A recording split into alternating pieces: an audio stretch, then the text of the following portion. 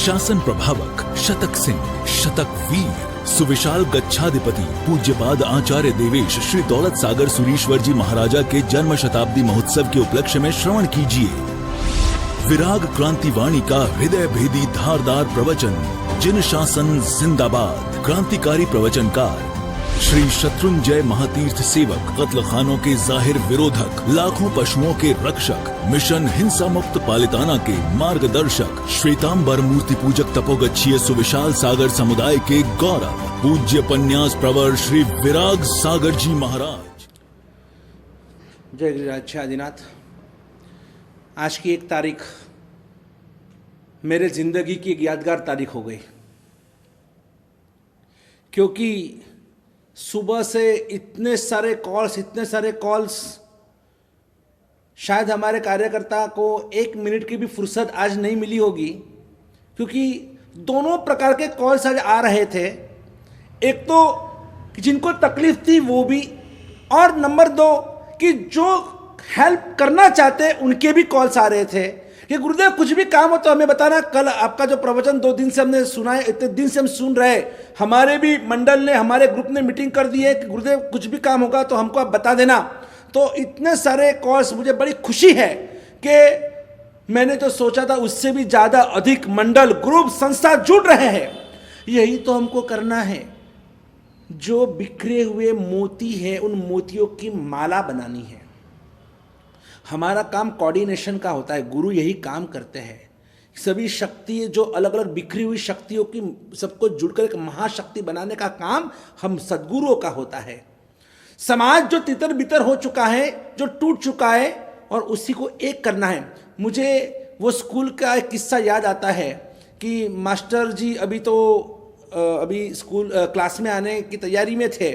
उसके पहले वो एक ज्योग्राफी का सब्जेक्ट था, तो मास्टर जी ने कहा था कि आपको ये जो भी कुछ मैंने होमवर्क दिया है आपको करके रखना है। तो बच्चे खेल कूद में भूल गए। अचानक किसी को याद है, अरे टीचर अभी मास्टर जी आएंगे और बोलेंगे तो जो होमवर्क दिया वो तो पूरा नहीं हुआ। लेकिन वहाँ पर एक मैप पड़ा था, बच्चे भूल गए थे कि यार वो मैप लाना था घर से, आज सब भूल गए। और वहाँ पर एक भारत का नक्शा पड़ा था, मैप पड़ा हुआ था। तो एक बच्चे की नज़र पड़ी कि वो तो मास्टर जी का वो मैप है। तो क्या हुआ, अभी मास्टर जी आए नहीं, तब तक अपन ले लेते ना। तो एक बच्चे ने उस मैप को लेने की कोशिश की, मैं दूसरा बच्चा बीच में आया, नहीं ये मैप मैं लूँगा। तीसरा है, ये मैप मैं लूँगा। करते करते बच्चों ने खींचा खींची में पूरा मैप फाड़ दिया। वो पूरा मैप फट गया, भारत के टुकड़े टुकड़े हो गए। वो भारत का नक्शा था, भारत का मैप था, पूरे टुकड़े टुकड़े हो गए। और बच्चे एकदम घबरा गए, क्या करें अभी ये मैप फट गया, मास्टर साहब का मैप है, अब डांटेंगे, क्या करेंगे? तो इसको चिपकाना पड़ेगा फटाफट, मास्टर जी उसके पहले इसको चिपका दो। लेकिन अभी वो तो पता ही नहीं है हमको, बच्चे छोटे थे तो उनको वो समझ में नहीं आया कि इसमें कश्मीर कहाँ, कन्याकुमारी का, MP का, UP का, महाराष्ट्र कहाँ, इसको चिपकाए तो चिपकाए कैसे, इसको कुछ समझ में नहीं आ रहा था। फिर उतने में एक वो जो मैप था उसका टुकड़ा उल्टा हो गया। देखा तो उस उल्टे टुकड़े में एक हाथ दिखाई दिया। तो बच्चों ने सोचा कि इसको, इन टुकड़ों को उल्टा करो, देखो क्या है। फिर दूसरा टुकड़ा उल्टा किया तो एक पैर दिखाई दिया, कोई उंगलियां दिखाई दी, कोई सिर दिखाई दिया। सब टुकड़े उल्टा करते करते तो एक इंसान का एक फिगर, एक आकृति दिखाई दी। तो उन्होंने सोचा एक काम करते, उतना तो हमको मालूम है कि सिर का है, पैर का है, एक बार पहले उल्टा करके देखते हैं कि इसको पहले ज्वाइन करते हैं। तो उन बच्चों ने मिलकर सिर ऊपर, फिर ये नेक का हिस्सा, फिर शोल्डर्स, फिर ये पेट, फिर ये पैर, ऐसा करके पूरा वो जो टुकड़े थे उसको ज्वाइन कर और उस पूरे इंसान को पूरे अखंड बना दिया। फिर धीरे से उसको चिपका के उस पूरे टुकड़े को उल्टा कर दिया। तो बच्चे खुश हो गए, बच्चे खुश, सब तालियां बजाने लगे कि चलो हमारा ऑपरेशन सक्सेस। हमको जो करना था, हमको भारत को अखंड करना था। और पता चल गया कि भारत को अखंड करने के लिए क्या करना होगा। अगर इस भारत का इंसान अगर अखंड है तो ये भारत भी अखंड बन जाएगा। कितनी मार्मिक बात उन बच्चों ने हमको सबको समझाई है, सिखाई है कि पहले भारत को अखंड बनाने के लिए आपको सबसे पहले भारत के नागरिक को, भारत की प्रजा को अखंड बनाना होगा। लेकिन आज अफसोस, खंड खंड में हम सब बिखर चुके हैं।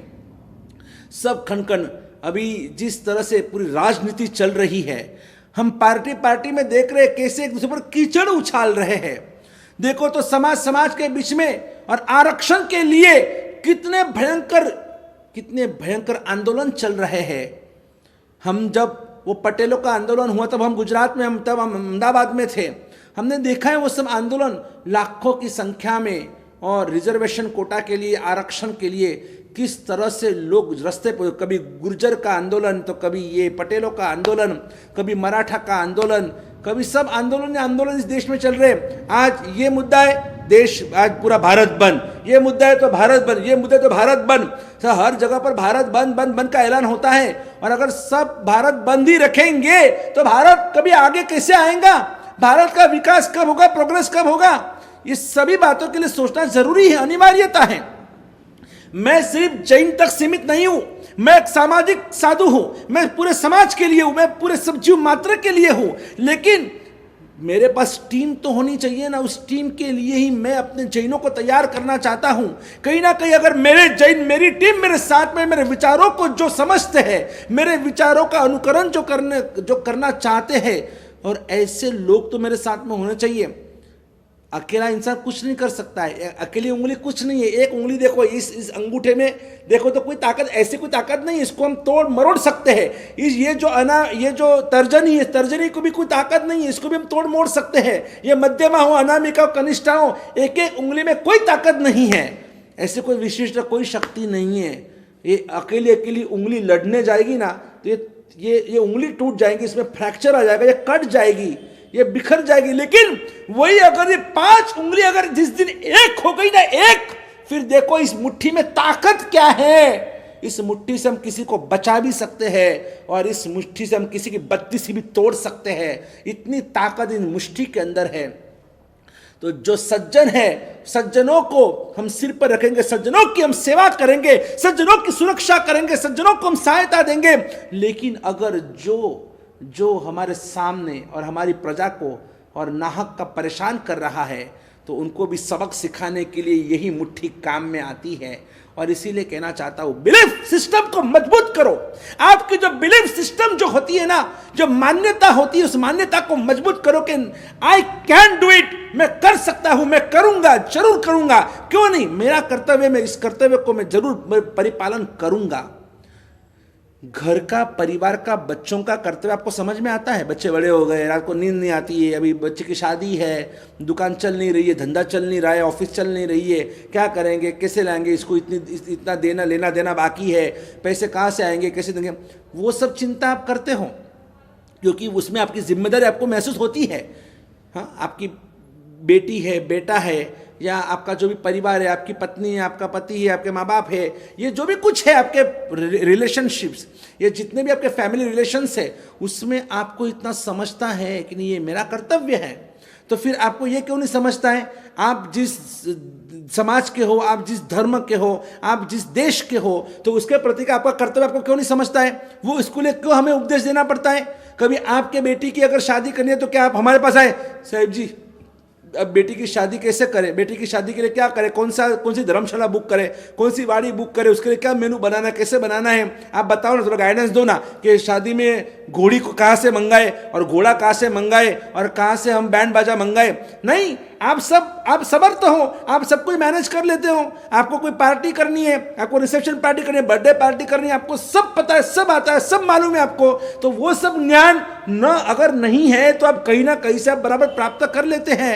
तो फिर अगर वो आपको सब समझ में आता है, व्यवहार में कैसे करना, अगर एक ही दिन अगर 2 जगह पर शादी है, एक ही दिन उसी एक ही समय पर 2 जगह शादी है, क्या करते हो? एडजस्टमेंट करते हो। एक काम करना, तू वहां जाना, मैं यहां जाऊंगा, तो आप बराबर एडजस्ट करते हो। वहां आपको सब समझ में आता है, वहां पर सब समझ में आता है। किसी की शादी में जाते हो ना, तो आपको नहीं उधर जाएंगे तो कुछ तो देना पड़ेगा ना, ऐसा थोड़ी जाएंगे, ऐसे थोड़ी खाना खाएंगे। वो आपको समझ में आता है कि वहाँ जाना है तो कवर लेके ही जाना है, वो सब समझ में आता है। कैसे कपड़े पहनना वहाँ, वो आपको समझ में आता है। कैसे बाल चाहिए तो वो भी समझ में आता है। वो वहाँ पर सब समझ आते हैं। फिर यहाँ पर क्या आपकी बुद्धि क्यों बेर मार जाती है? यहाँ पर कोई समझ में नहीं आता है कि यहाँ पर आपको क्या करना चाहिए, क्या नहीं करना चाहिए, आपका कर्तव्य क्या है। आपकी तो प्रजा है ना। आप जैन बने हैं तो जैन किसके लिए बने? बाकी अगर कुछ काम करना है तो नहीं मेरे पास टाइम नहीं है, मेरे पास समय नहीं है, मेरी अनुकूलता नहीं है, अरे मेरे को इंटरेस्ट नहीं है, आप फटाक करके मना कर देते हो।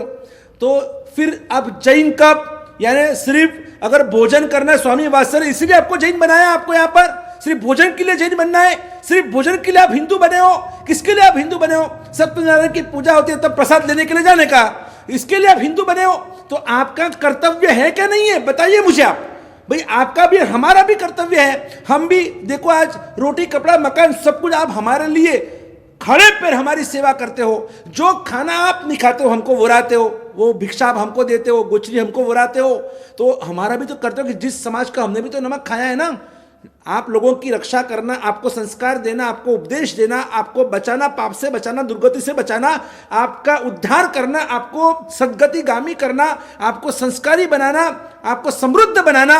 हमारे पास कोई मंत्र शक्ति है, यंत्र शक्ति है, तंत्र शक्ति है, हमारे पास आशीर्वाद की शक्ति है, हमारे पास जो बुद्धि है, जो सत्व है, जो हमारे में है, वो हम आपको देना चाहते हैं, हम पास ऑन करना चाहते हैं, हम फॉरवर्ड करना चाहते हैं। हमारा भी यही कर्तव्य है जो हमें करना निश्चित रूप से करना चाहिए। और इसलिए कहता हूं, ये जो अपनी जो बिलीफ सिस्टम है, बिलीफ सिस्टम अंदर की जो दृढ़ मान्यता होती है, इस मान्यता को मजबूत करो, मजबूत। हम कायर नहीं है। कायरता जिन चेहरों पर श्रृंगार करती है, एक कवि ने लिखा है कि कायरता जिन चेहरों पर श्रृंगार करती है, अरे मक्खी भी उस चेहरे पर बैठने से इनकार करती है। मक्खी भी बोलती है यार इसके चेहरे में कोई दम नहीं है यार, इस पे बैठने से कुछ नहीं मिलेगा, ये तो कैसा निकम्मा है, इसके चेहरे पे तो कोई खुमारी नहीं है, कोई मजबूताई नहीं है, क्या बैठने से क्या मिलेगा, कुछ नहीं मिलेगा। मक्खी भी उस चेहरे पर बैठने से इनकार करती है। और इसीलिए मैं चाहता हूं परोपकार, परोपकार पुण्याय, ये परोपकार जैसा कोई धर्म नहीं है। जितने जितने केसेस आए आज के दिन में, इतने सारे आंख में आंसू आ गए हैं। आज गोचरी भाई नहीं रही है कि कितने कितने दुखी है हमारे जैन, कितने कितने दुखी है।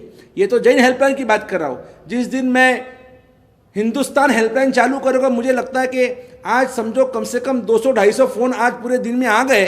जिस दिन हिंदुस्तान हेल्पलाइन चालू करेंगे, मैं समझता हूँ लाखों फ़ोन एक ही दिन में आ जाएंगे।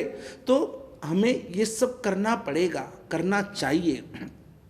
हम टेस्ट से अपने घरों में रहे हैं, हम एसी की हवा खा रहे हैं, हम 3 टाइम क्या 30 टाइम खा सकते हैं पूरे दिन के अंदर। इतना कोठार के अंदर इतना खाना पड़ा है हमारे पास, और हमारे यहाँ पर हमारे परिवारों के अंदर उनके लिए एक टाइम खाना भी नसीब में नहीं है।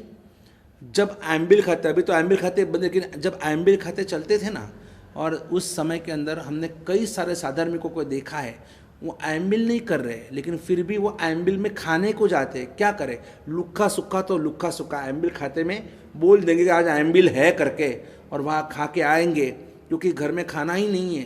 तो वो चना ममरा खाकर और ज़िंदगी जीने वाले हमारे परिवार में हमारे जैन हैं, तो उनके लिए सोचना होगा हमें।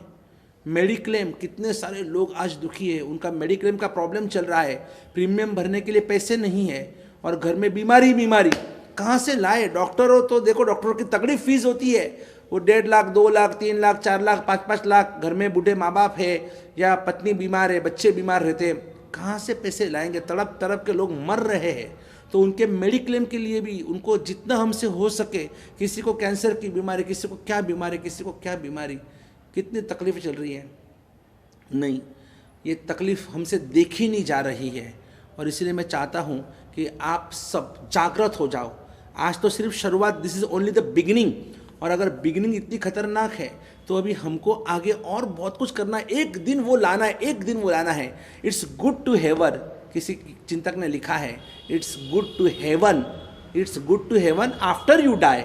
मरने के बाद स्वर्ग में जाना ठीक है, अच्छी बात है। It's good to heaven after you die, but it's best to create a heaven before you die. It's best to create a heaven before you die. मरने से पहले, मरने के बाद स्वर्ग में जाना अच्छी बात है, लेकिन वो श्रेष्ठ बात है। It's best to create a heaven. हम ऐसा मरने के बाद स्वर्ग नहीं, मरने से पहले हम जहाँ है ना वहाँ पर एक स्वर्ग खड़ा करना चाहते हैं कि जहाँ पर कोई दिन नहीं, कोई दुखी नहीं, कोई संकट में नहीं, कोई तकलीफ में नहीं, किसी को कोई प्रॉब्लम ही नहीं। और ऐसा एक राष्ट्र हमको बनाना है जहाँ पर प्रजा सुखी, पशु सुखी, पंखी सुखी, हर कोई सुखी। आपको पता है ये विनोबाजी भावे हो गए, विनोबाजी भावे, उनकी एक संस्था थी सर्वोदय संस्था, सर्वोदय। बहुत बड़े क्रांतिकारी संत थे, महात्मा गांधी जी के साथ में उन्होंने बहुत काम किया था। और ऐसे महात्मा विनोबाजी भावे को आज मैं स्मृति उनकी स्मृति करना चाहता हूं, क्योंकि उन्होंने जो काम किया है जिंदगी में, बहुत काम किया, उसमें भी उनकी जो संस्था थी सर्वोदय संस्था। ये जो मुंबई में देवनार कत्ल खाना चल रहा है, देवनार कत्ल खाना, तो इस देवनार कत्ल खाने में हमारी गौ माताएं कट रही थी, कई सालों से कट रही थी। तो ये जो संस्था है इन्होंने आंदोलन शुरू किया, भाई आप इतने सारे जानवरों को काट रहे, घेटे, बकरे, बराबर, उसके बाद जो भैंस, पाड़े, बहुत सारे जानवर, कम से कम जिस गौ को हम माता मानते हैं और जिस गाय में हम 33 करोड़ देवी देवताओं का निवास मानते हैं, और ऐसी गौ माता को तो छोड़ो, कम से कम उसको तो छोड़ो।